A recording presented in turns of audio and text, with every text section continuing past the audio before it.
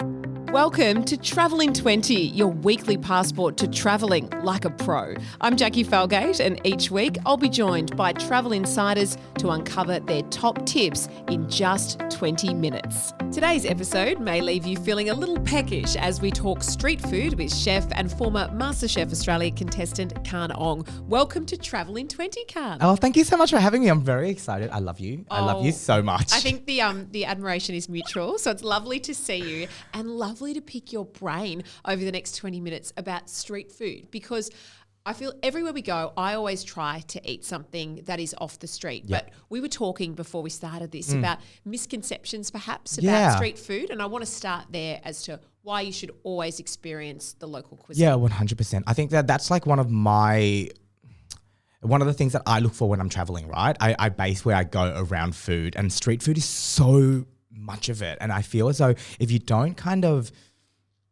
get out there and try things when you're on the road, then you're missing out on half the country. Yes. Yeah. Yeah. Now, you Vietnamese, and your mother, does she run the bakery? Is that right? No, she's got butcher shops. Butchers, yeah. Yes, butchers. Okay. Yeah, so I've grown up like around, like mum's a massive cook. Dad used to be like really into cooking as well. So food is really a part of our culture. We always sit down, we share a meal. It's never one dish. It's always like 3 or 4 dishes and you just grab little things. I love that. Now let's go to Vietnam. Vietnam is consistently one of Luxury Escape's best-selling travel destinations. So, Khanh, why do you think so many Aussies want to go there? There isn't a reason why you wouldn't want to go there. Like the food is so good, the culture is amazing, the climate, everything, the people is just beautiful. But the food, it's really the food, isn't it? I think with Vietnam, it's one of those places where we already kind of know the cuisine. So we want to explore it more because we're familiar already. We just want to get deeper. Oh, couldn't agree more. And what if you haven't travelled to, say, a country like Vietnam before? What's the best place for people to start? Well, look, you can jump on Luxury Escapes, obviously. If you head there, you can look at like different tours, different guides and stuff. And what I would be after is trips that have, local eating experiences or even cooking classes. Because I know whenever I'm in a new country, I will head out, do a cooking class because it's the best way. Yeah, it's the best way for me to learn. Even as a chef? Yeah, 100%. Like, I don't think you're ever going to know everything about food. So I feel as though local cooking classes are super important because it means that you get immersed in that culture straight away. And you can bring something home with you. We were talking about, tips and tricks in this podcast series. And I think doing a cooking class with locals is a really wonderful way to do that. I think when I was in Bali, I did one at an eco farm, I went for like the advanced class and I was trying these dishes and I just realized that Bali's cooking kind of starts from one thing. So there's only like one main spice mix and they use that across the board on a lot of their dishes. And I would not have known that if I didn't do that cooking class. And Vietnamese food, I think, is more layered listening to you. And, I loved how you described how they almost build a dish. Yeah, it's like, I think a lot of cuisines are like that. I think we just don't see it because we have the end product. We don't see the process of it being made. And a lot of our dishes in Vietnam, you get like the broth, but then you also get like an aromatic oil that sits on top, right? Then you get crunchy bits, you get like smooth things that are softer, chewy noodles, and then you get fresh.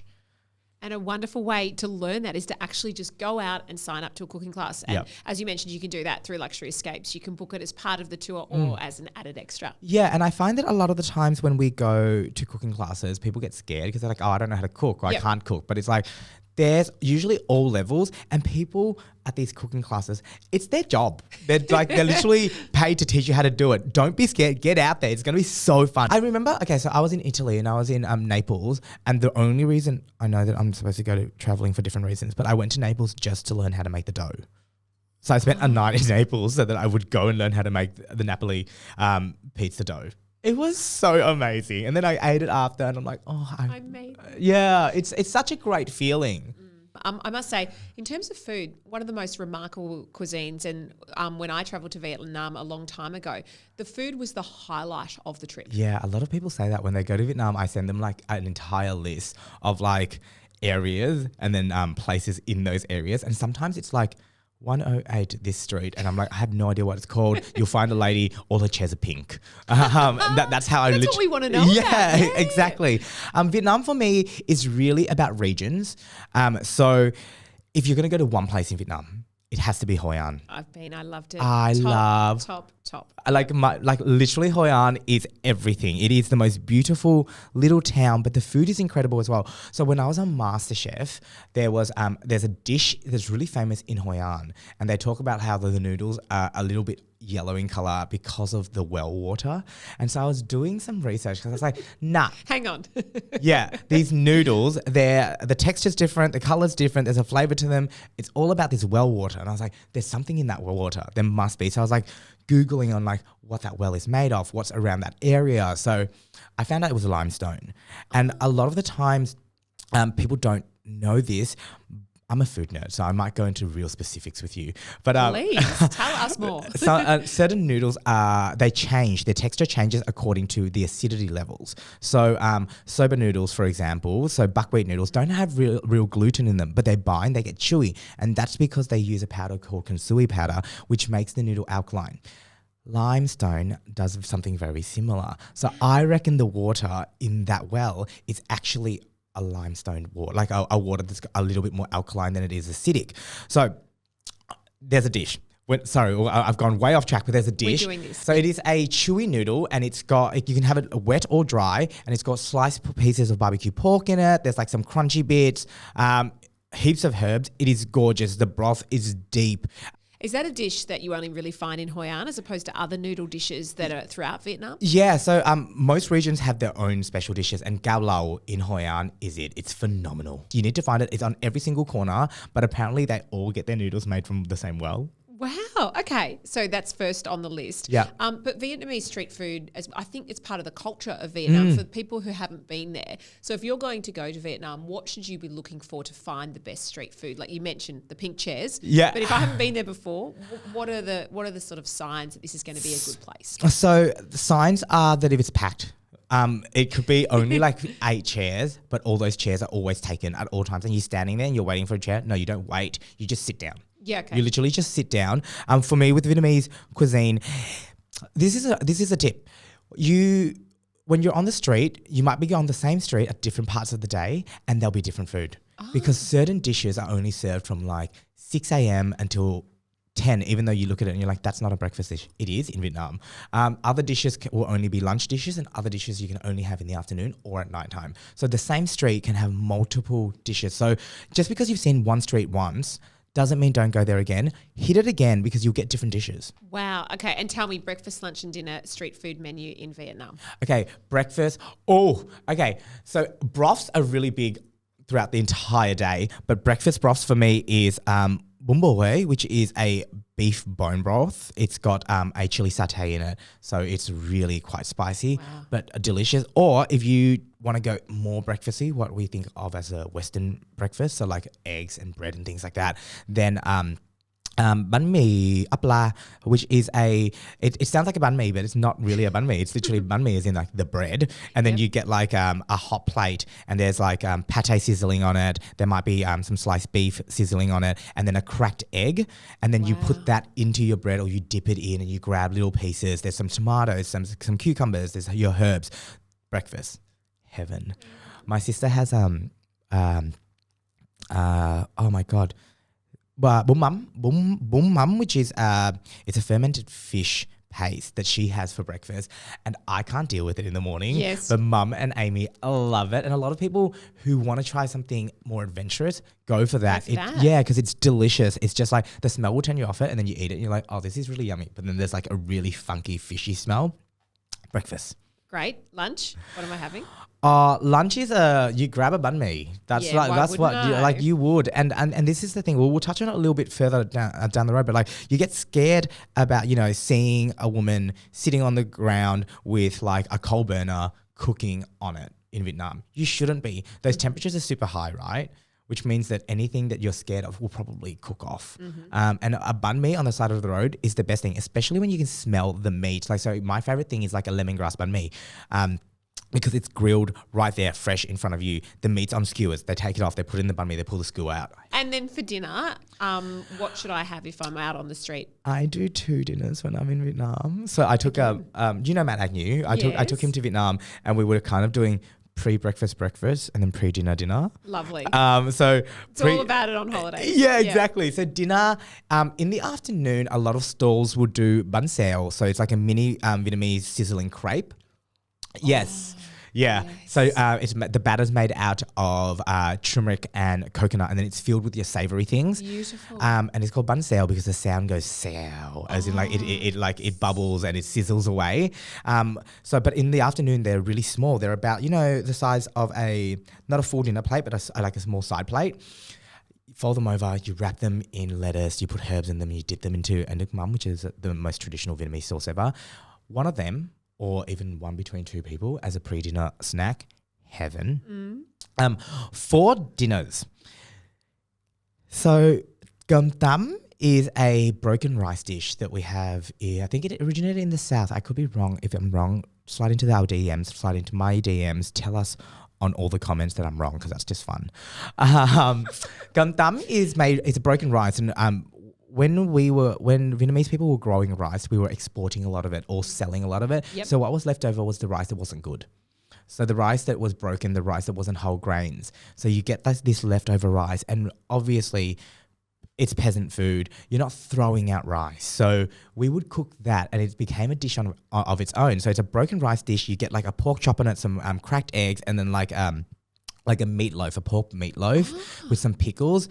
It is heaven. That was, I think, Matt's favorite pre-dinner dish. Okay. Dinner dish. Yep. And then I know that we were talking about dinner, but Vietnam is all about food. Yes. After dinner, we're going to eat all day. I know, we actually eat all day, Yeah. because like around the 9:30, 10 o'clock mark you'll find all of these little stalls with OC on it, the word OC, which means shellfish or snail, and it's all these little things that you find in the ocean. So like escargot, like you find like different clams and stuff, or like crabs and things like that, and you basically sit on plastic chairs, and you choose your shells or your seafood and your sauce, and they cook it in front of you, and they just bring over that's what I want. Little trays, right? Little trays of it, and you're there, you have a beer, and you get into them really slowly because they're all fidgety foods. That's always a late night thing, and it's a drinking dish. Oh, yes.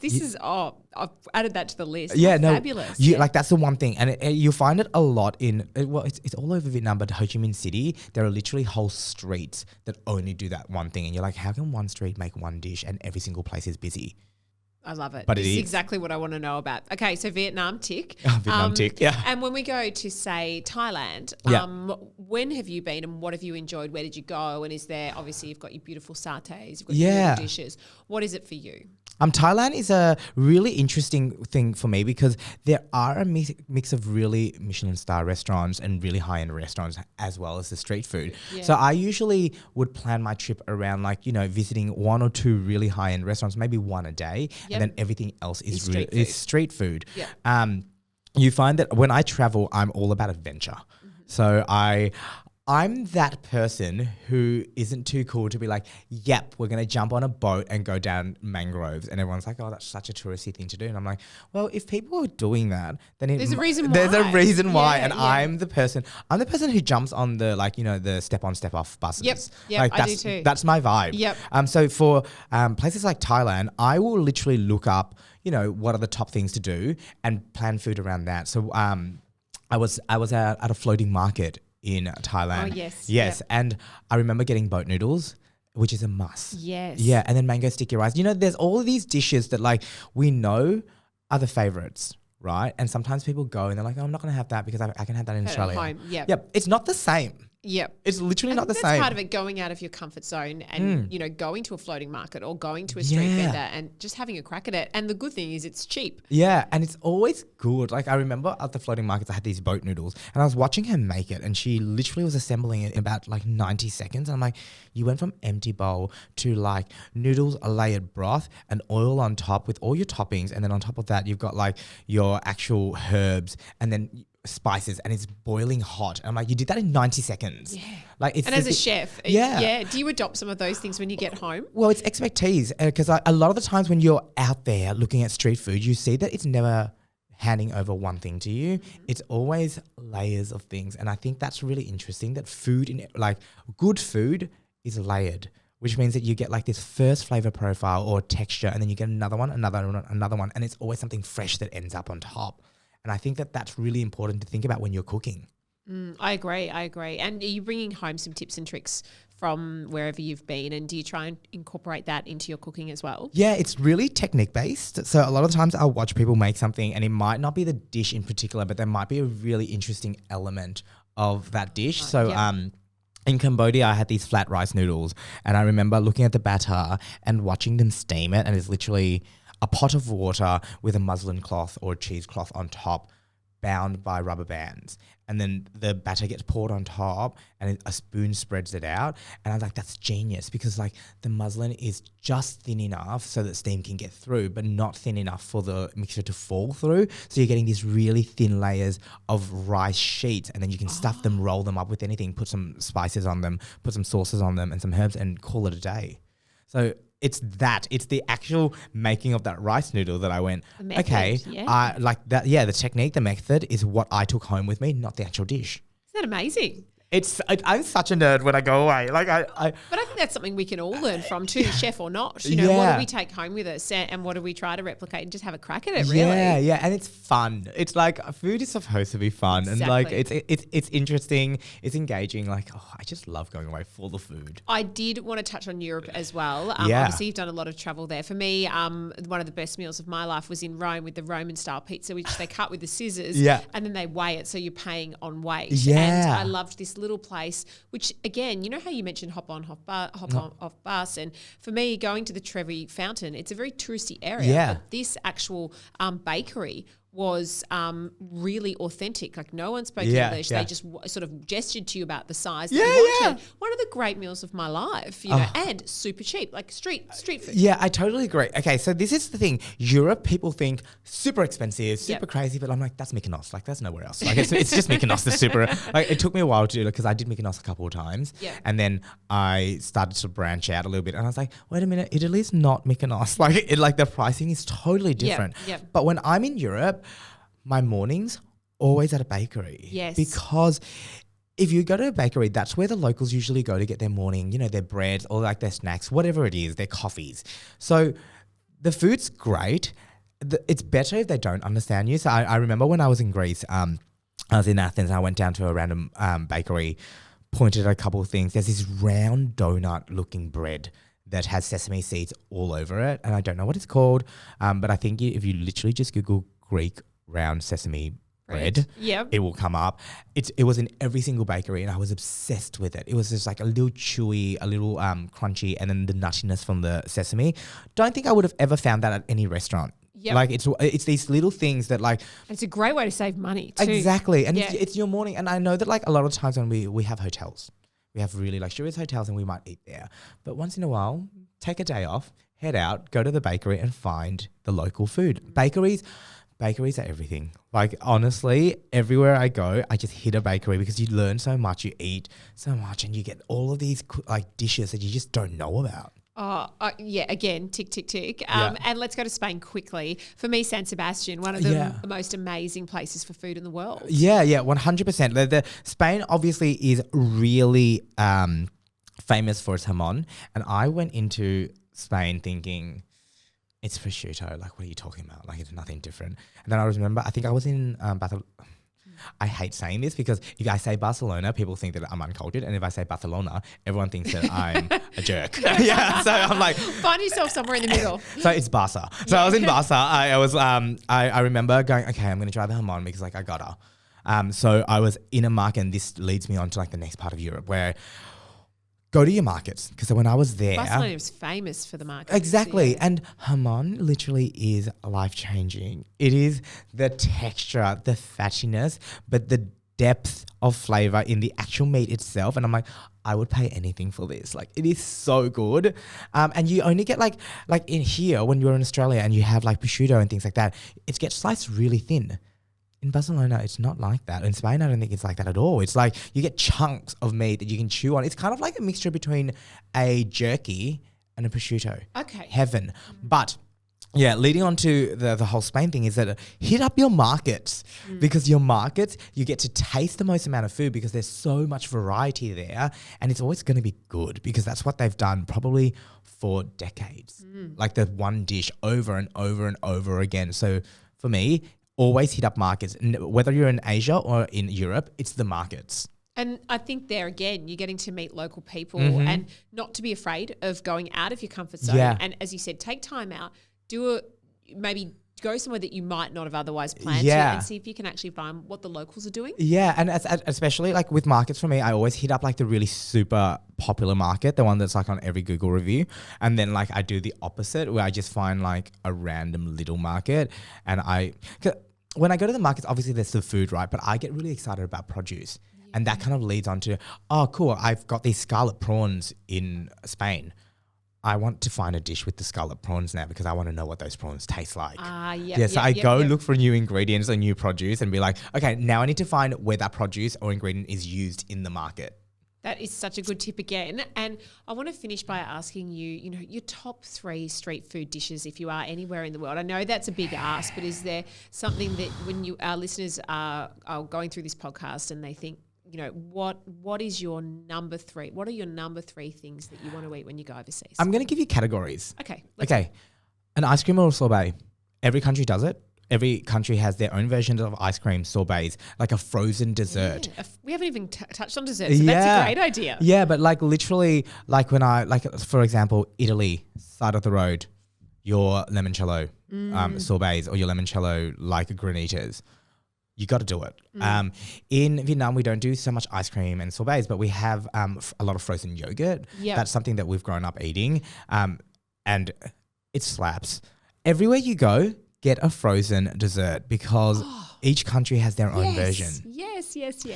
Anything that is cooked on a skewer over coals. Yeah, because it's gonna be banging, right? That smoky flavor, like those the charry sugars that will be on the glaze. And like you said about in Vietnam, the older lady sitting there with her burning hot coal. And, beautiful. And how can you not though? Because like if you're walking past something that is cooking over coals, the smells. Like follow your nose. Tip number 2. Tip number 3. Okay. The third one's gonna be a little bit harder. Well, I might have to go back to Hoi An and try these noodles. Yeah, I think that's what I've learned out of this pod. You really do. Every country has something that is filled in dough. So whether like I'm talking like, your dumplings, your like raviolis and things like that. Every country has their own, or pierogi. Like go out, search for that because a dumpling, I'm just going to call it as a blanket dumpling. Your dumplings change from region to region, from country to country. And so there's so much for you to taste. So you need to try it. I don't even know where to start. So we've got to end it here. This is literally how I feel about traveling. Like I go to a country, I'm like, I don't know where to start. I don't know what to eat. I just get so excited. This has been such a great morning. You've inspired me. It was so lovely to chat, Khanh. Thank you. No, thank you for having me. Thanks for listening. Experience more of the world's best holiday destinations with luxury escapes, with more inclusions, more value and more expertise. Find and book everything you need, from hotels and resorts to flights, tours, cruises and experiences. Stay up to date with other episodes of Travel in 20 on Spotify, Apple or wherever you get your podcasts. And visit luxuryescapes.com to get more from your next holiday.